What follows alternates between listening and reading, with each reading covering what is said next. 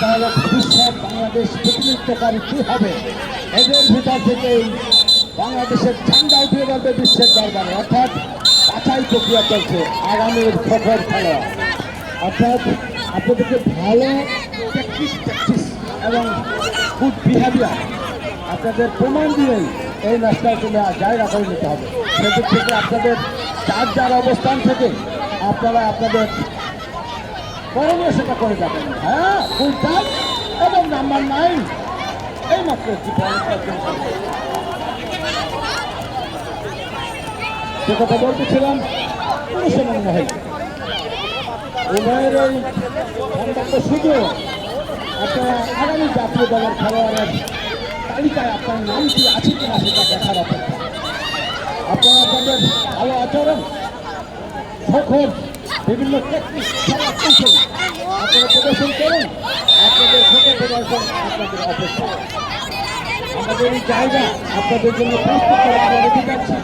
আপনারা চলে আসবেন, আপনারা এই সমস্ত জায়গাকে অলঙ্কৃত করবেন, বিশ্বের দরবারে বাংলাদেশের ঝান্ডা উঠিয়ে ধরবেন। আপনারা জানেন একজন খেলোয়াড় একজন অ্যাম্বাসিডারের ভূমিকা পালন করে, একজন মন্ত্রীর চেয়ে পদমর্যাদা ভোগ করে। বিদেশে যখন তিনি যায় আর গাড়ির সামনে তার নামের সামনে বাংলাদেশ থাকে এবং বাংলাদেশের পতাকা থাকে। তিনি যেখানেই যায় একজন বাংলাদেশের অ্যাম্বাসিডার হিসাবে তার পরিচয় বহন করে।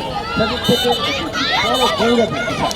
লাস্ট মিনিট, মেয়েদের লাস্ট মিনিট, সেই গৌরবের জায়গা অর্জন করতে হলে আপনাদেরকে কিছুটা স্যাক্রিফাইস করতে হবে। আপনাদের শ্রম, মেধা, অর্থ, বুদ্ধি, বিচক্ষণতা, কোচের আনুগত্য, সংগঠনের নিয়মানুবর্তিতা এগুলো আপনাকে মানতে চলতে হবে। যদি তা না হয় তাহলে আপনারা ওঠার আগেই ধরে পড়ে যাবেন।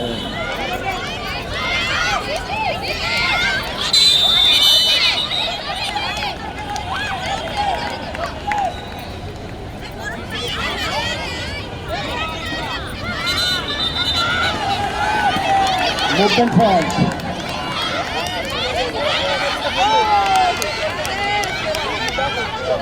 আমার পাশে সাতক্ষীরা চলছে, খেলা চলছে, হাড্ডাহাড্ডি। আবেদন হয়েছিল কিন্তু দুজন বিচক্ষণ আম্পায়ার আবেদনে খেলা দেওয়ার মতো কিছু দেখেনি।